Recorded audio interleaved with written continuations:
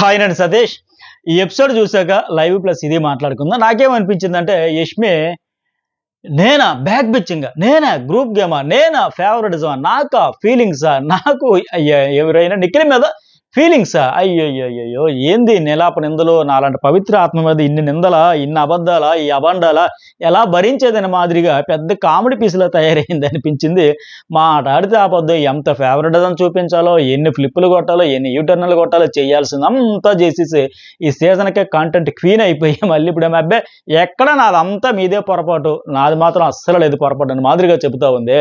ఎన్ని ఎగ్జాంపుల్స్ ఇప్పుడు అయ్యా మెగా చీఫ్లో ప్రేరణ విషయంలో కూడా ఎంత బ్యాక్ బిచ్చింగ్ చేసింది. అయ్యా మెగా చీఫ్ నువ్వు సంచాలకురాలకు ఏం సంచాలకురాలు ఫేవరెటిజం చేసేయాలి కదా, చూపించాలి కదా, నువ్వు ఎటు చేస్తావు సంచాలకు ఉండేటప్పుడు ఏ టాస్క్ చూసుకున్నా బాబోయ్ బస్తాల టాస్క్ కావచ్చు, మరమరాల టాస్క్ కావచ్చు, మొన్న విష్ణుప్రియ ప్లస్ ఈ మాడిన తాళాలు పృథ్వీ అండ్ విష్ణుప్రియ ఆడే తాళం తీసుకుపోయిన టాస్క్లో కావచ్చు, ఏ టాస్క్లో ఆవిడ సంచాలకి చేసినా ఫేవరిజమే.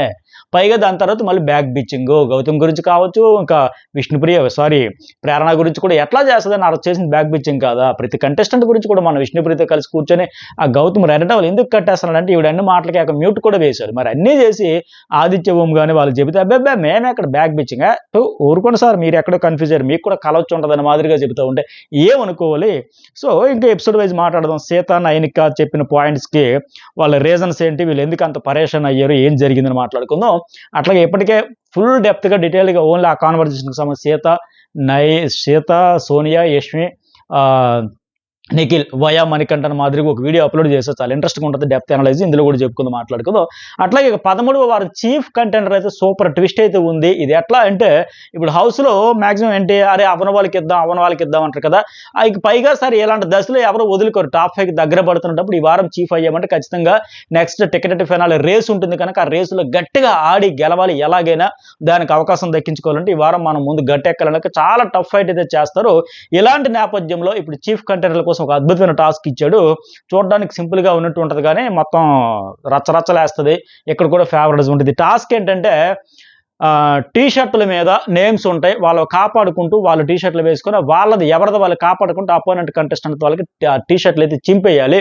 సో అది చాలా బాగుంటుంది ఆ టాస్క్. ఇంకా నెక్స్ట్ లెవెల్కి వెళ్తారు, ఫిజికల్ అవుతారు, లాక్కుంటారు, చింపుకుంటారు, పెయింట్లు వేసినట్టు ఉంటుంది కదా, ఇది కూడా ఉంటుంది. అయితే ఇలా ఇంత మంచి టాస్క్ ఇచ్చేటప్పుడు ఏంటంటే మరి ఎట్లా పెట్టాడు ఏంటంటే, సరే జనరల్గా ఇలాంటి టాస్క్ ఇచ్చేటప్పుడు చాలా హైట్ ఉండే నిఖిల్కి లేకపోతే నబిలు వీళ్ళకి బాగా అడ్వాంటేజ్ అవుతుంది. ఫిజికల్గా ఉంటారు కనుక పొడుగ్గాటి చేతులతో టక్కన లాగివచ్చు, అవినాష్కి వీళ్ళందరికీ అవుతుంది. మరి ఇక్కడ వీళ్ళు అవ్వకుండా వేరే వాళ్ళు అయ్యారు, అది నాకు వచ్చిన అప్డేట్. ఇలాంటి అప్డేట్స్ అని ఎప్పటికప్పుడు ఫస్ట్ టైం అయితే షేర్ చేసుకుంటా ఉంటా. లైక్ అయితే చేయండి. ఈ అప్డేట్ కూడా నేనే ఫస్టే షేర్ చేస్తానంటే లైక్ చేయండి. అట్లాగే 2 ఛానల్స్ జర్నలిస్ట్ సతీష్ న్యూస్ వాళ్ళు కూడా సబ్స్క్రైబ్ చేసుకోండి. అలాగే మీ మెసేజ్, మీ ఒపీనియన్ ఏంటనేది కూడా మెసేజ్ అయితే చేయండి.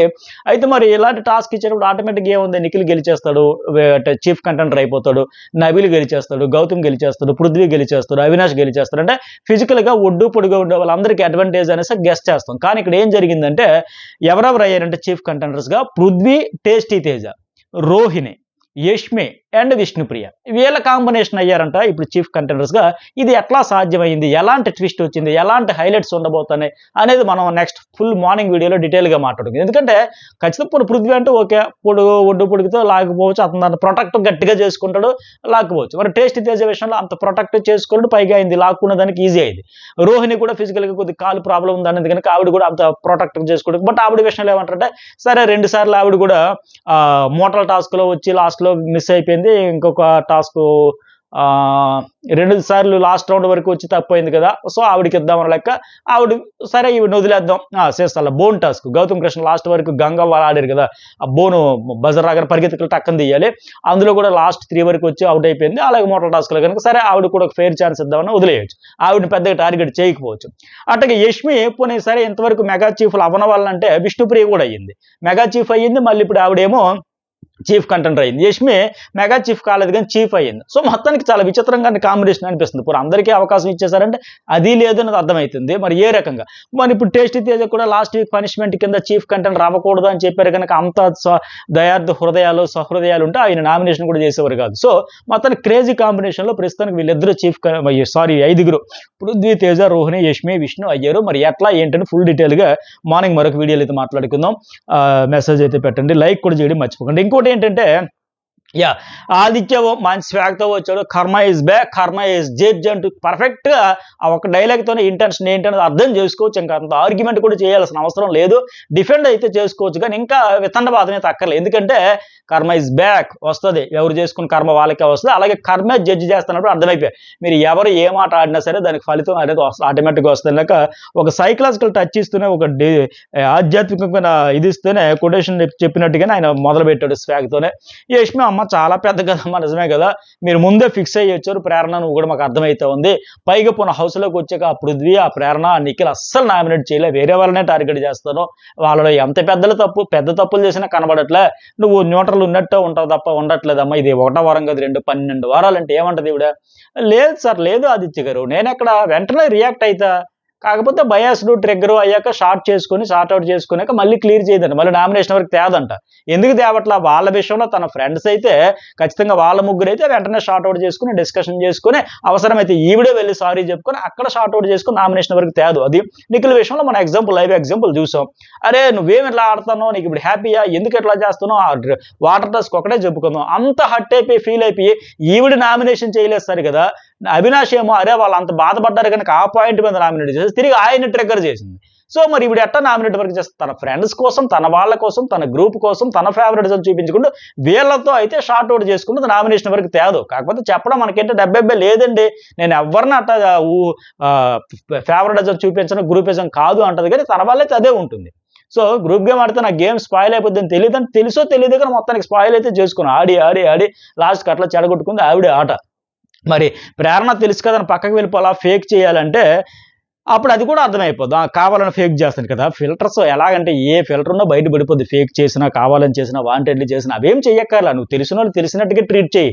కానీ అక్కడ రైటా రాంగా, ఫెయిరా అన్ఫెయిరా, ఇది జెన్యున్ గాడేరా లేదా, అందరూ నాకు ఒకటే, అందరూ కాంపిటేటర్స్ అనే దృష్టిలో పెట్టుకుని వెళ్ళాలి. ఇప్పుడు నీ ఫ్రెండ్స్ కూడా నీ కాంపిటేటర్స్ తప్ప వాళ్ళేమి నీకు ఊరికి కప్పు తెచ్చి ఇచ్చిరు కదా. అయ్యో మనకి యష్మి ఇట్లా ఫేవర్ చేసింది, మనకి హెల్ప్ చేసింది, లేకపోతే మనల్ని నామినేట్ చేయరు కదా. అందరూ నీ కాంపిటేటర్సే, నీ ఫ్రెండ్స్తో కూడా నువ్వు ఆడాలి. ఆ విషయం తెలుసుకోకపోతే ఇట్లాగే ఉంటుంది అనమాట. సరే ఆదిత్య, మరి మీ నాన్నగారు కూడా చెప్పారు కదమ్మా గ్రూప్ గేమ్ ఆపండి అని, నీకు ఒక్క తప్పు కూడా కనబడట్లేదు, ఇప్పటికైనా మార్చుకో. నువ్వు పడే గొడవలని ఫేక్లే కనిపిస్తుంది. ఎందుకంటే ఫిజికల్ అయ్యాడు నీకు, పృథ్వీ అయ్యాడు, అవి నీకు కనబడట్లే. ప్రేరణ కూడా చాలా టంగ్ స్లిప్ అవుతుంది, అవి తెలియట్లేదు. తెలుస్తుంది ఆవిడకి, అర్థమవుతుంది. కాకపోతే వాళ్ళతో మాట్లాడుకుని క్లియర్ చేసేస్తుంది. అవసరమైతే ఒక సజెషన్ కూడా ఇస్తుంది, నువ్వు అట్లా చేయకుండా ఉండాల్సిందే. ఇంత చెప్పే కూడా లైవ్లో మళ్ళీ ప్రేరణకు వెళ్ళి నువ్వు రోహిణి విషయంలో నాకు గ్రాటిట్యూడ్ ఉంది అందుకే చేశానని చెప్పాల్సింది, మళ్ళీ ఎందుకు సాగతీస్తున్నావు అని ఇంకా అదే గ్రూపిజం కంటిన్యూ చేస్తూ ఉంటే ఇంకేమనుకోవాలి. ఆవిడ చెప్పుకోలేదా, ఆవిడ డిఫెండ్ ఆవిడ చేసుకోలేదా? ఎంత చెప్పా కూడా ఇంకా అర్థం కాకపోతే ఎట్లా? అలాగే నెక్స్ట్ వన్ ఇంకోటి ఏమంటే యష్మి క్లాన్లో ఫేవరిజం ఉండేది కానీ ఒప్పుకుంటా, మిగిలిన టైంలో లేదంట. ఎవరు ఎంతమంది చెప్పి నువ్వు ఒప్పుకోవద్దులే, బయటకు వస్తేనే తెలుస్తాయి ఈవిడికి.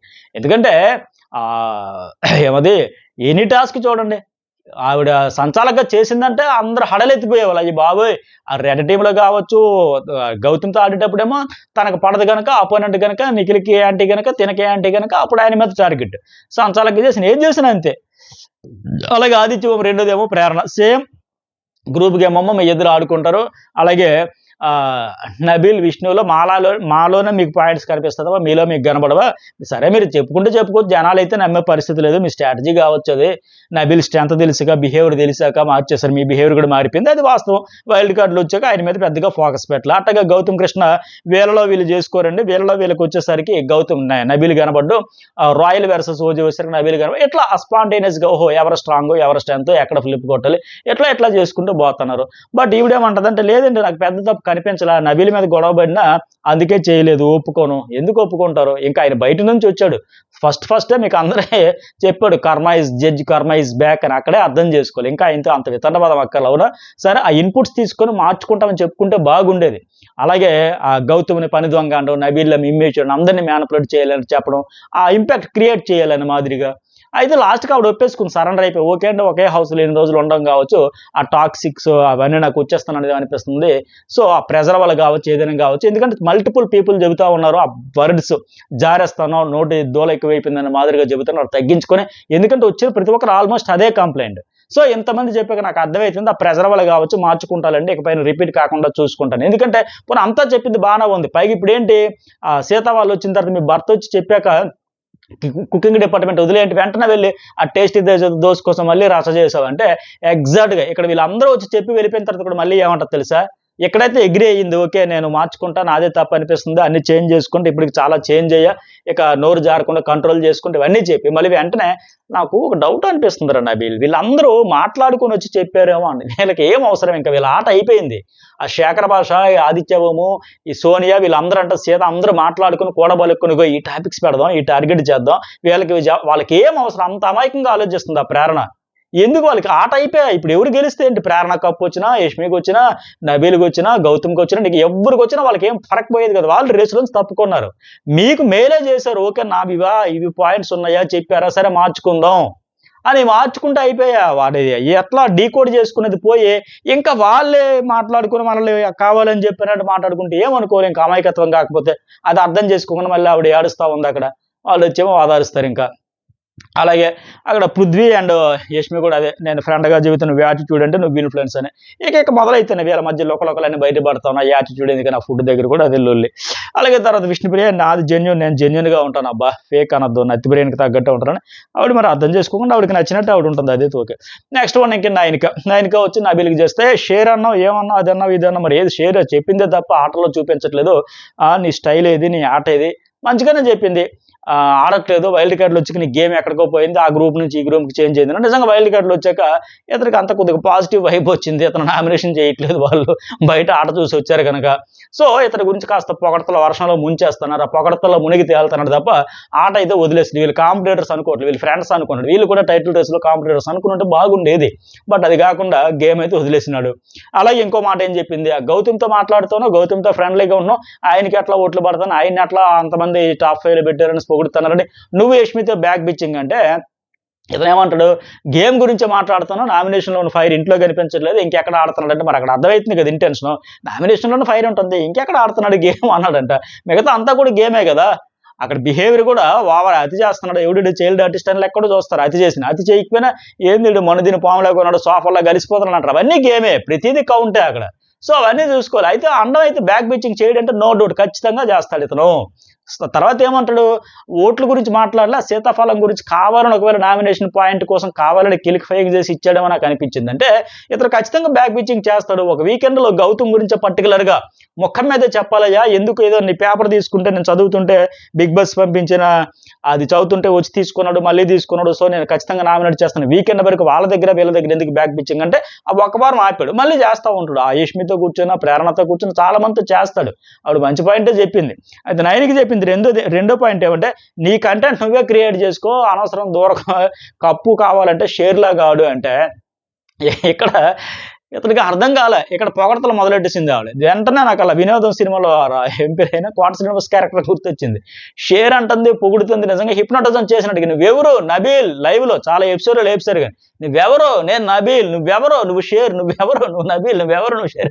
హిప్నోటిజం చేసినట్టు ఈయన కూడా ఒక వైబ్రేషన్తో ఊగిపోతూ కార్మిక నాయకుడి సింగన్నకే జై, కార్మిక నాయకుడి సింగన్నకే జై అని అట్లాగే అయిపోయాడు తప్ప అసలు ఏంటి నాకు కావాల్సిన ఇన్పుట్స్ ఏంటి తీసుకోక లాస్ట్ కన్ఫ్యూజ్. అసలు ఎందుకు ఏం చెప్పిందిరా, పొగిడిందా, తిట్టిందా, విమర్శించిందా, నాకు ఏం చెప్పాలనుకుంది, ఎందుకు నామినేట్ చేసిందని తర్వాత జుట్టు పట్టుకుని చాలాసేపు తల పాడైపోయింది ఆయనకి. ఎందుకంటే వాళ్ళ అమ్మగారు వచ్చినప్పుడు సర్లే ఏది కాకుండా ఇదే ఫ్లోలో వెళ్ళిపోయి అన్నారు.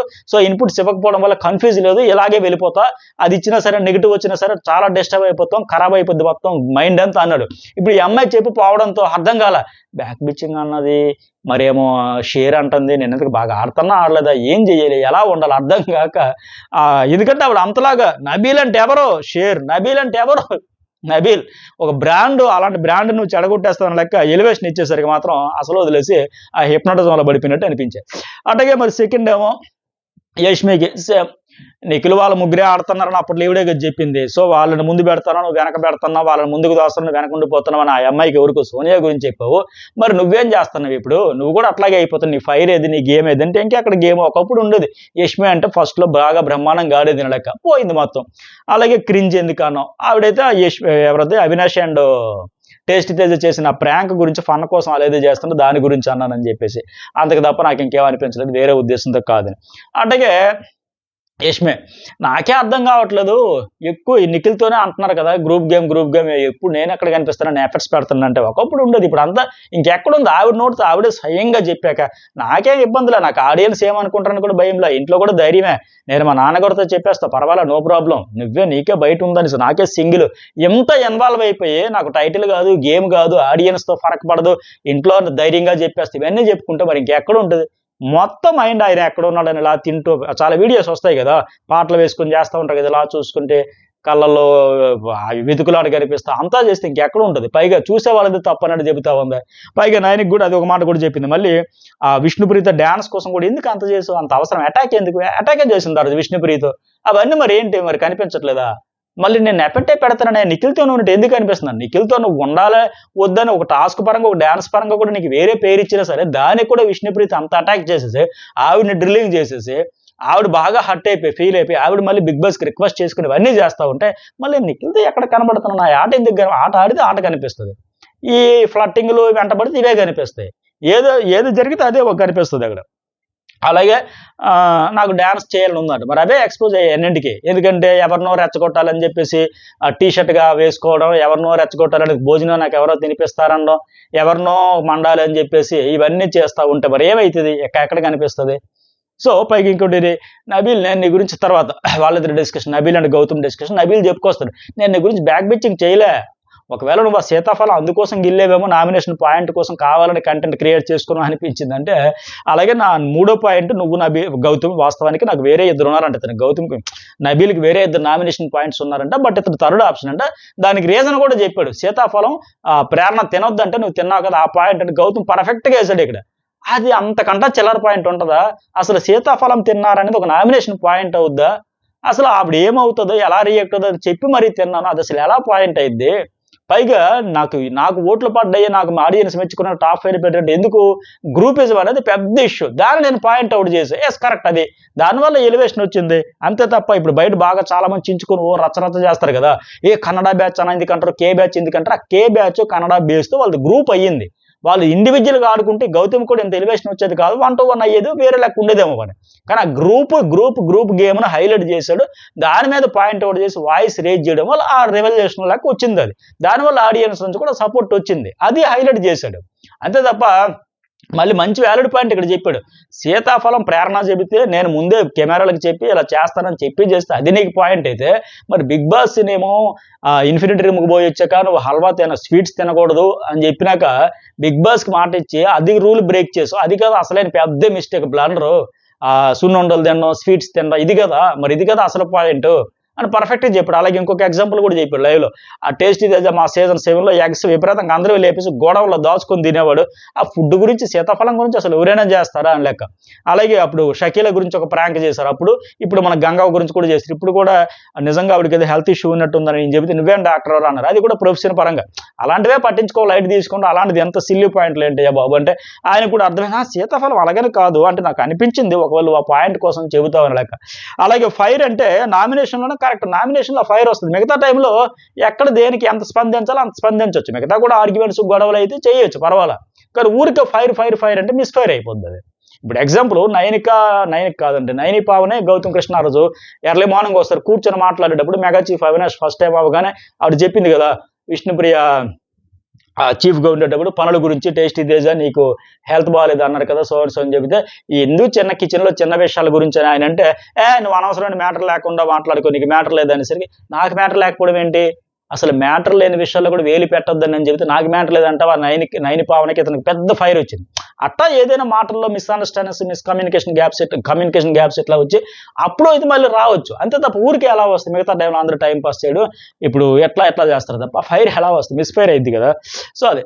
అలాగే మణికంఠ వచ్చాడు. పర్ఫెక్ట్ పాయింట్‌లో చెప్పాడు. మెయిన్ ఇది నామినేషన్ కాదనిపించింది. ఖచ్చితంగా వాళ్ళకి ఇన్‌పుట్స్ మంచి పర్ఫెక్ట్‌గా ఇచ్చాడు. ఏం చెబుతాడు ఈయన క్లియర్‌గా ఆహ్ అప్పుడు అన్నావు కదా మణికంఠకి నీది గేమ్ పడిపోయింది ఫస్ట్ సెకండ్ వీక్‌లో ఉన్నట్టు ఇప్పుడు లేదని అంటే నువ్వేం చూసొచ్చావా? అంటే ఇప్పుడు కరెక్ట్‌గా చూసే వచ్చానని పర్ఫెక్ట్‌గా చెప్పాడు.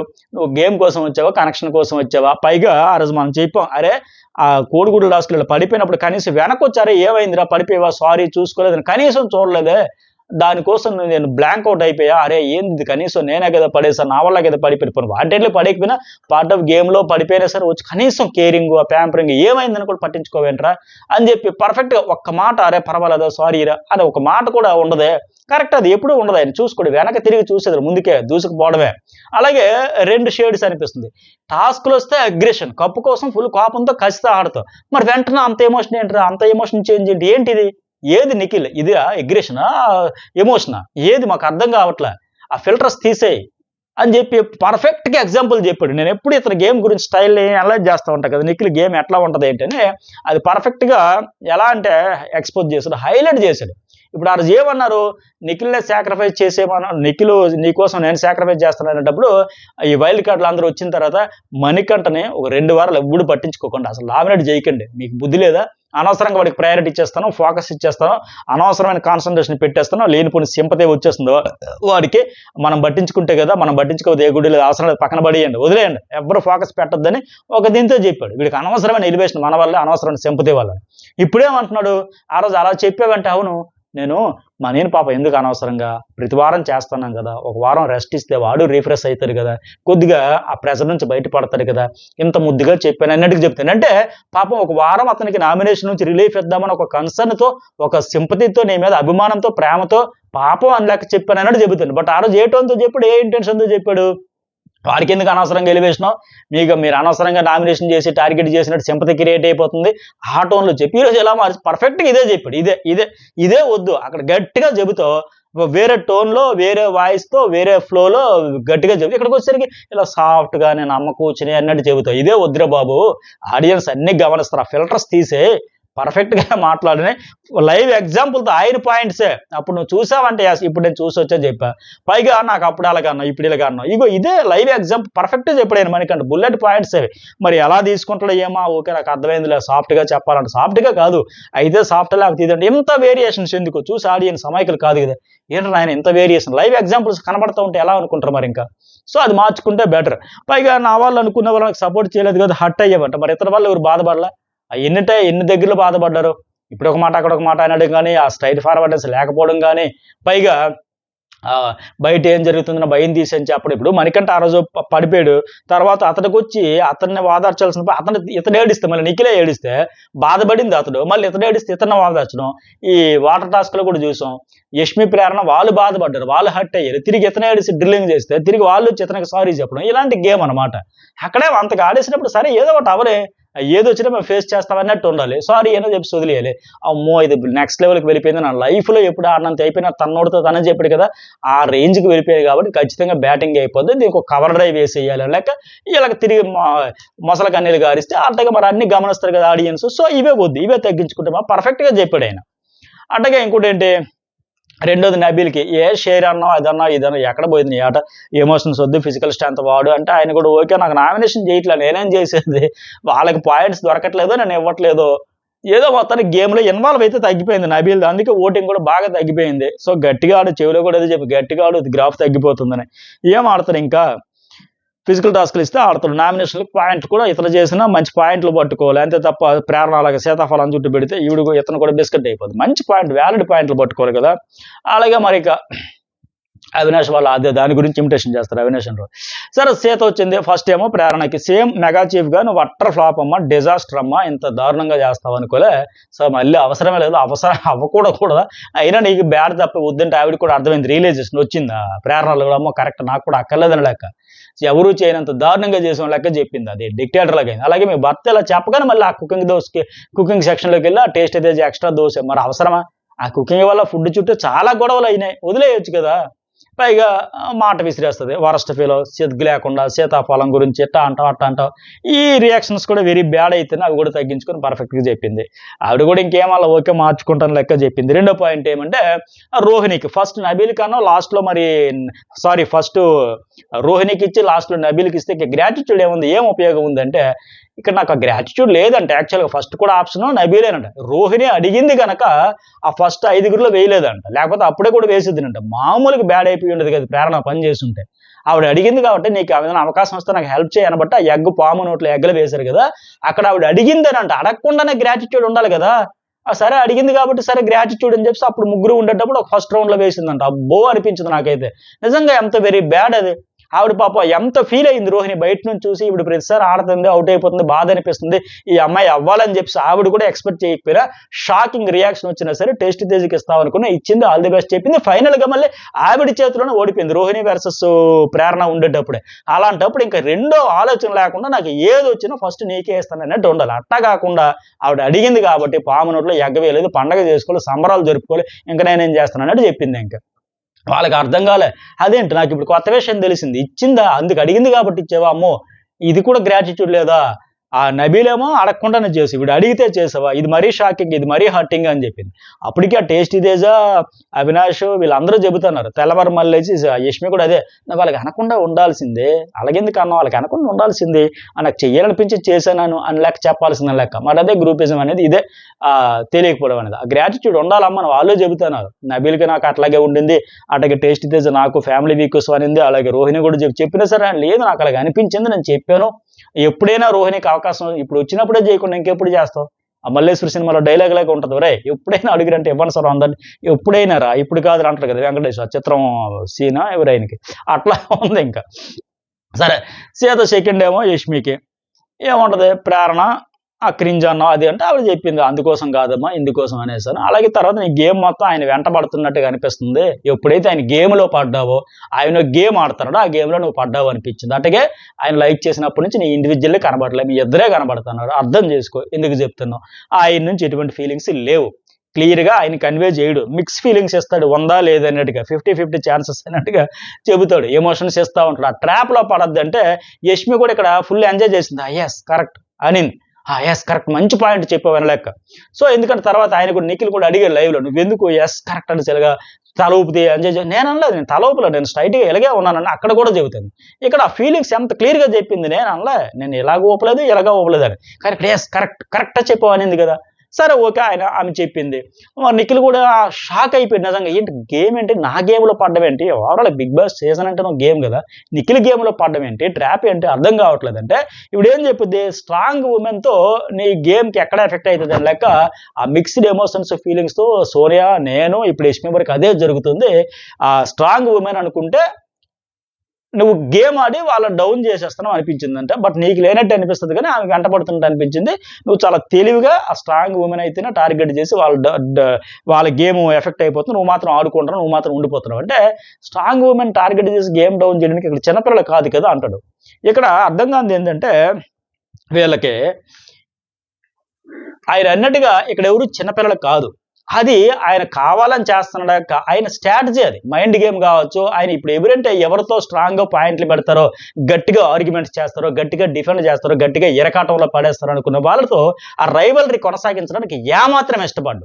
ఫిజికల్ టాస్కులు వస్తే దూసుకుపోతాడు, బుల్ రోజుల లెక్క ఇచ్చి పడేస్తాను అంటాడు, ఎత్తుకెళ్ళి ఆ గోడ అవతల పడేద్దామా, బిగ్ బాస్ ఇంటి అవతల పడేద్దామా అనే రేంజ్లో వెళ్ళిపోతాడు. కానీ వెర్బల్ వచ్చేసరికి ఈ డిస్కషన్స్ కానీ నామినేషన్ పాయింట్లు కానీ, అందుకే ఆయన నామినేషన్ కూడా మన సోనియా అడిగినట్టుగా ఒక్కటి ఉందా వ్యాలిడ్ పాయింట్, కాఫీ కప్పు కోసం, తేజ గేమ్ కోసం, ఇలాంటి సిల్లి రీజన్స్ తప్పనే అట్లా పెట్టుకోడు. పైగా నిన్న బేబక్ అనింది కదా, ఆ సోనియా నా అపోనెంట్ టీంలో ఉంటే మనకు వాచిపోద్ది అన్నాడు కదా, అలా వాచిపోద్ది అనిపించుకున్న వాళ్ళు ఎవరైనా స్ట్రాంగ్గా ఆడతారంటే తన పక్కనే ఉండాలి, తనతోనే ఆడాలి, వాళ్ళతో ఒక బాండింగ్ ఉండాలని కోరుకుంటాడు. ఆ రకంగా ఇక్కడ వాడుకోవడం అంటే అంతే తప్ప ఆయన ఇంకేదో అనుకుని అపార్థం చేసుకుని బాధపడుతున్నాడు. కానీ ఆ రకంగా అంటే ఆయనకి రైవల్రీ కొనసాగించడం ఇష్టం ఉండదు. ఇప్పుడు సోనియా చూసారు స్టార్టింగ్ ఆ గ్రూప్ గేమ్ అనేసరికి అల్లాడిపోయి వెంటనే ప్యాంపరింగ్ చేసేసి కేరింగ్ చేసేసి అది కాదురా అలాగ అనుకోరా ప్లీజ్ రా, నాకు భయం రా, గేమ్ నేను ఎందుకు ఆడతాను, నాకేం అవసరం, నాకు ఇండివిజువల్టీ ఉంది కదా, సొంతంగా ఆడడానికి వచ్చిన 2.5-3 days ఆడి ఆవిడ చుట్టూ తిరిగి ఐస్ చేసేసి ప్యాంపర్ చేసేసి ఇంకా ఆవిడ కూడా ఎలా రైవల్రీ కొనసాగిస్తుంది. ఇక్కడ ఇంకొక ఎగ్జాంపుల్ కూడా చెబుతాను నేను. ఇది ఆ mind game, part of game, స్ట్రాటజీలు. వీళ్ళు కూడా ఆ కేరింగ్కి ఆ ప్యాంపరింగ్కి బెండ్ అయిపోక వీళ్ళు అటాక్ మోడ్ నుంచి వెంటనే మెల్ట్ అయిపోతూ ఉంటారు, మెస్మరైజ్ చేయగానే మెస్మరైజ్ అయిపోయి డౌన్ అయిపోతూ ఉంటారు. మరి వీళ్ళు స్ట్రాంగ్ కంటెస్టెంట్స్ అయితే ఏమో మైండ్ గేమ్ ఆడుతుంటాం, ఈ కేరింగ్లు ప్యాంపరింగ్లకి ఈ బంధాలు అనుబంధాలు ఈ సాలిగూడ్లో ఇరుక్కుంటే మనం ఇంకా గేమ్ ఆడతాం, ఎక్కడ ఎలివేషన్ వస్తుంది. ఇప్పుడు యష్మికి సీత ఏం చెప్పింది, నువ్వు ఆయన వెంటబడినప్పటి నుంచి నీ ఆట పోయిందమ్మా, నువ్వే కనబడతావు, అంతకుముందు నీళ్ళు ఒక ఫైర్ ఉండేది అని లెక్క ఈ ప్యాంపరింగ్లకి ఈ ఎఫెక్షన్స్కి ఈ అట్రాక్షన్స్కి ఆయన ప్రేమగా కేరింగ్గా మాట్లాడి నా పక్కనే ఉండాలి, నా ఫ్రెండ్స్గా ఉండాలి, నా వాళ్ళుగా ఉండాలని ఒక చట్టం పెట్టేసరికి అందులో ఇరుక్కుపోకుండా వీళ్ళు ఇంకా స్ట్రాంగ్ అవ్వాలి. ఎస్ దీనికే లైన్ పెట్టుకుని ఆడాలి.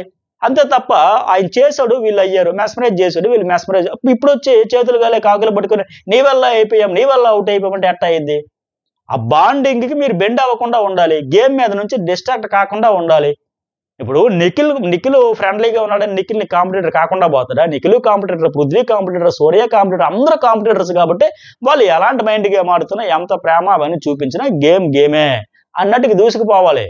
ఇప్పుడు ఆయనకేంటి? ఆయన ఎందుకు ఉండిపోతున్నాడు? ఆయన గేమ్‌కి ఎఫెక్ట్ అవ్వట్లేదు. మేమే ఎఫెక్ట్ అయిపోతున్నాం. మేమందరం వెళ్ళిపోతున్నాం. అంటే ఆయనకు ఒక స్ట్రాంగ్ ఫ్యాన్ బేస్ ఉంది. అంతకంటే స్ట్రాంగ్ పీఆర్ ఉంది. ఆ బీభత్సమైన బీజీలు వేసి అపోనెంట్ ఎవరైతే వాళ్ళు ఉన్నారో వాళ్ళ మీద వేరే లెవెల్‌లో పాటలు వేసి వాళ్ళు ఎందుకంటే డబ్బులు తీసుకున్నారు కదా! దానికి పూర్తి న్యాయం చేస్తారు. విపరీతమైన ప్రచారం చేస్తారు. ఒక్క మాటలో చెప్పాలంటే విషం చిమ్ముతారు అవతల మీద. మీరు చూడండి చాలా గ్రూపుల్లో వాట్సాప్ గ్రూపులు కావచ్చు, ఫేస్‌బుక్‌లు కావచ్చు, ట్విట్టర్‌లో కావచ్చు, ఇన్‌స్టాలో కావచ్చు వేరే లెవెల్ వెళ్తారు. సో అవన్నీ ఆయనకున్నాయి. అన్నింటికి మించి ఒక ఫ్యాన్ బేసు, భయంకరమైన ఫ్యాన్ బేసు, దాంతో పాటు టీవీ. ఇప్పుడు నిఖిల్‌కే పీఆర్ అని కాదు. మిగతా వాళ్ళు గౌతమ్ పీఆర్ కూడా అదే రేంజ్‌లో. అవతల వాడు నచ్చకపోతే అదే రేంజ్‌లో విషం చిమ్ముతా ఉన్నారు. వీళ్ళు కూడా అదే రేంజ్‌లో విషం చిమ్ముతున్నారు. పీఆర్ వర్క్ అంత నెక్స్ట్ లెవెల్‌కి పోతా ఉంది. ఆదిత్య ఓం ఇప్పుడు బయటకొచ్చాక అదే అంటున్నాడు. నా డ్యూటీ నేను చేశా. వెళ్ళా నామినేషన్ చేసి వచ్చా. హౌస్‌లో కంటే ఆ హౌస్ బయట ఎక్కువ పీఆర్ వీళ్ళు అసలు గేమ్ ఆడుతున్నారు. నెక్స్ట్ లెవెల్‌కి పోతున్నారు. ఎంత అవసరమా అని ఆయన కూడా అన్నట్టుగా ఎవరు పీఆర్‌లు తక్కువ కాదు. అందరూ శుద్ధపూసలేం కాదు. అందరూ పవిత్రాత్మలేం కాదు. ఎవడు స్థాయిలో రెచ్చిపోతున్నాడు. తీసుకున్న పైకానికి న్యాయం చేసే పనిలో ఉన్నారు వాళ్ళు. సో ఇన్ని రకాలుగా అన్నింటికి మించి చెప్పాయి కదా ఆయనకు ఒక ఫ్యాన్ బేస్. పైగా ఆయన మైండ్ గేమ్ అది. వీళ్ళని మెల్ట్ చేసేయాలి, వీళ్ళు మెస్మరైజ్ చేసేయాలి, వీళ్ళు నా పక్కనే ఉండాలి. ఇప్పుడు మీరు ఒక ఎగ్జాంపుల్ కిల్లర్ టాస్క్‌లో పృథ్వీరాజ్‌కి అరే నువ్వు చెప్పరా అనేసి ప్రేరణ అంటే ఒక ప్రయత్నం చేసి నేను చెప్పను అన్నాడు. సరే అని పృథ్వీతో కన్విన్స్ చేయబోతే నువ్వు గాని ఆవిడకి హెల్ప్ చేసావా నీకు నాకు గట్టిగా పడతదంటే మరుక్షణం అక్కడి నుంచి వెళ్ళిపోయాడు. ఎందుకు ఈ పృథ్వీ గాడితో మనకు లొల్లి పెట్టుకోవాలి. ఒక మాట అనుకోండి కిక్కురు అనుకోండి చప్పుడు సరేరా పడితే పడినారో చూసుకుందాం. ఆ పిల్ల అడుగుతుంది కదా మన ఫ్రెండే కదా వదిలేయొచ్చు కదా పార్ట్ ఆఫ్ గేమ్‌లో నామినేషన్ చేసింది. నీకు వ్యాలిడ్ పాయింట్ చేసుకో. సరే నాకు కూడా పడితే పడినా అనొచ్చు కదా అనడు. ఎక్కడైనా అలాంటిది ఏదైనా టఫ్ ఫైట్ వస్తదంటే అక్కడ నుంచి తప్పుకోవడం కాదు. వాళ్ళని వాళ్ళుగా చేసుకోవాలి. నాకొక ఫ్రెండ్‌షిప్ వైబ్ ఇచ్చేయాలి. ఎట్లా? మీకు బెస్ట్ ఎగ్జాంపుల్ చెబుతా. ఇప్పుడు సీత అన్నట్టుగా సోనియానా, యష్మియా లేపోతే సీత వీళ్ళు ముగ్గురు ఎలా మేము ఔట్ అయిపోయామంటే మీరు ఇంకా స్ట్రాంగ్‌గా ఉండి అది చేసుకోక బిందుమాద ఉండిందండి ఆ సీజన్‌లో. సేమ్ ఎట్లాగా ఫస్ట్ వారం నుంచి ఆ సీజన్‌లో కంటెస్టెంట్‌తో అప్పుడు రన్నర్ అయ్యాడు కదైనా ఇప్పుడు అఖిల్‌తో ఇట్లాగా ఉండేటప్పుడు ఆయన మీకు నాకెందుకని ఒక దశలో మీకు నాకెందుకని అనవసరంగా ఒక ఫ్రెండ్స్ లెక్క ఒక పాజిటివ్ వైబ్‌తో చాలా వరకు ట్రై చేసినా ఈవిడ ఏమాత్రం కూడా పట్టించుకోకుండా గ్రూప్ డిస్కషన్లు గాని, మాటలు గాని అతను ఎంతో ట్రై చేసినా సరే ఒక్క డిస్కషన్ పెట్టలా. అవి చాలా స్ట్రాంగ్ ఉంది. ఇలా కూర్చోడాలు, కబుర్లు చెప్పడాలు, సోఫాల్లో కూర్చొని ముచ్చట్లు పెట్టుకోవడాలు, తినిపించుకోవడాలు ఇవేమి లేవు. గుణపంలో నిల్చుంది అంతే. యెస్ ఆట అంటే ఆటే.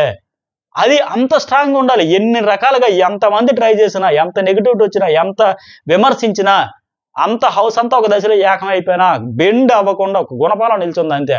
నా ఆట నేనొస్తా బ్యాక్ బిచ్చింగ్ లేవు. ఆడాల్సిన ఆట ఆడాడు. నామినేషన్‌లో పర్ఫెక్ట్ చెప్పాడు. టక్కన లైట్లు ఆపగానే ఎళ్లి పడుకోవడం.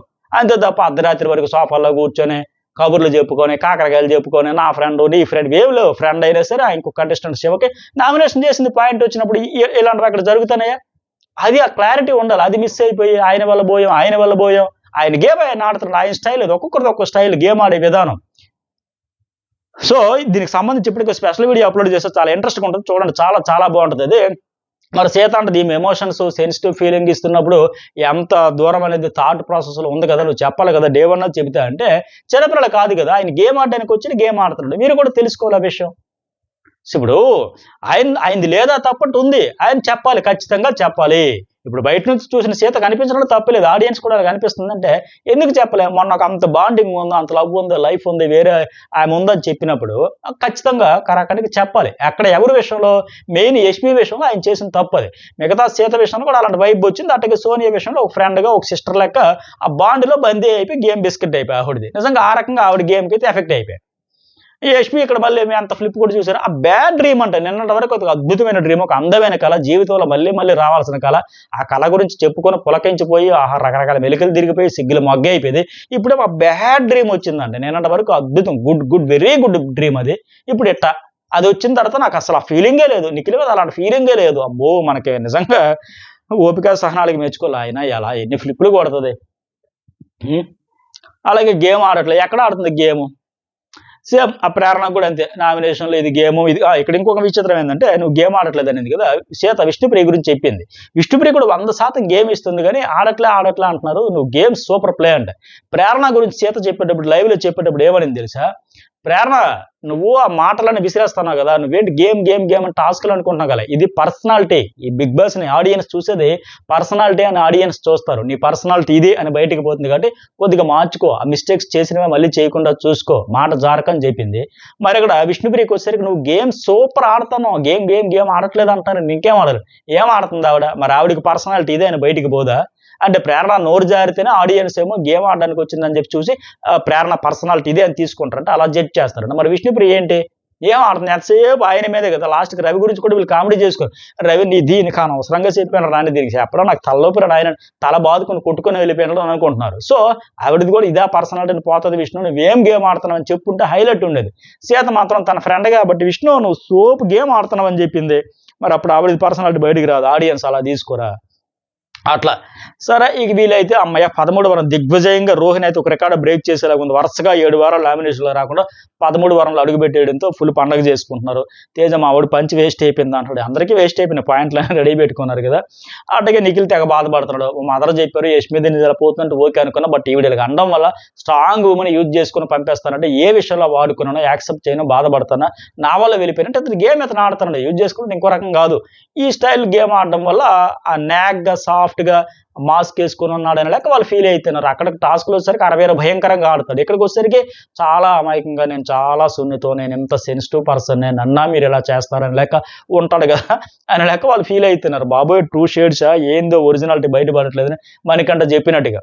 ఇక్కడ ఈ అమ్మాయి పృథ్వీ కూడా చెబుతాడు. ఆ యష్మి డ్రీమ్ చెప్పింది. నువ్వు కూడా ఎక్స్‌ట్రా ప్యాంపరింగ్ చేసి ఇరిటేట్ అయ్యి అవాయిడింగ్ చేసావంటే అవి బయట పడలేదంటే మరి ఫస్టే కండెన్స్ చేసుంటే అయిపోయా. ఇప్పుడు ఎవరికైనా సెల్ఫ్ రెస్పెక్ట్ అనేది ఉంటుంది కదా! నువ్వు అది ఎక్కువ చేస్తున్నావు అనవసరం నీ పని నువ్వు చూసుకుంటే ఏమైంది? సరే అతను ఆడడానికి వచ్చాడు. ఆవిడ ఫీలింగ్స్‌కి వస్తే ఇతనికి రావాలని లేదు కదా అని ఆడియన్స్ అనుకుంటారు కదా! నువ్వు అది కట్ చేయాలి. ఫస్ట్ కట్ చేయకుండా ప్రతి దశలో కనబడి వీకెండ్‌లో ఎంజాయ్ చేసి హ్యాపీగా ఫీల్ అయ్యి బుగ్గలు గిల్లి హగ్గులిచ్చి ముద్దులు పెట్టి ఇవన్నీ చేస్తే మరి ఎట్లా ఉంటది? ఒక సందర్భం ఒక 10 ఉంటాయి ఎగ్జాంపుల్స్. 10 ఎందుకు 20, 30 ఉంటాయి ఎగ్జాంపుల్స్ చెప్పుకోవాలంటే. సో నేను ఇరిటేట్ అయ్యాను, అవాయిడింగ్ అయ్యానంటే ఫస్ట్ ఆ మొలక విత్తనాలు జల్లినప్పుడు మొక్కలొస్తున్నప్పుడు తొక్కి పడేయాలి. ఆ మొక్కలు అక్కడే భూస్థాపితం చేసేది ఈ మహావృక్షాలు అయ్యేవి కాదు. ఇప్పుడు వృక్షాలు అయిపోయాక ఆటి నీడలో సేద తీరాక హ్యాపీగా రిలాక్స్ అయ్యాక ఇప్పుడు రివర్స్ అయితుంది గేమ్ ఫసక్ అయ్యిందన్నాక ఇవన్నీ మాట్లాడుకుంటే ఉపయోగం ఏముంది? సో స్టన్ అయిపోయాను. ఆవిడనైతే వదిలేది లేదని ఆయన బాధపడుతున్నాడు. సీతను బయటికెళ్ళాక కూడా అడుగుతాను ఎక్స్‌క్యూజ్ చేసేది లేదని ఈ అమ్మాయి కప్‌బోర్డ్‌లో మొహం పెట్టుకొని ఇప్పుడు ఏడుస్తుంది. సో ముందు ఇవన్నీ చేసుకునుంటే బాగుండేది. ఆయన ఆఖరికి ఫుడ్ మానేసి కూడా ఆయన బాధపడేది. సో ఇవి ఎపిసోడ్ హైలైట్స్ మరి మీకేమనిపిస్తుందో మెసేజ్ చేయండి. లైక్ చేయడం అయితే మర్చిపోకండి.